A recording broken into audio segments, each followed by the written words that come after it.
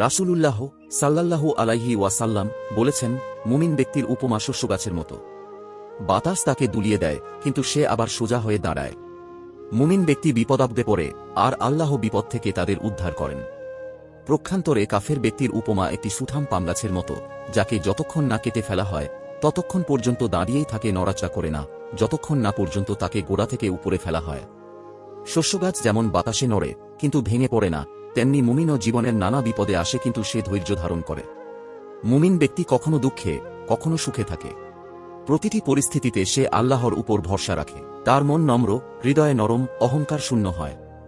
বিপদ বা দুঃখ আসলে সে ধৈর্য ধরে। এরপর যখন প্রশান্তি আসে তখন সে আরও শক্ত হয়ে ফিরে আসে। কাফের ব্যক্তির উপমা পামগাছের মতো।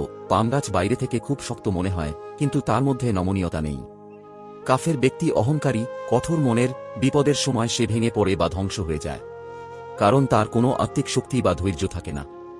আল্লাহর কাছে সে আত্মসমর্পণ করে না, তাই হঠাৎ শাস্তি আসলে সে ধ্বংস হয়ে যায়।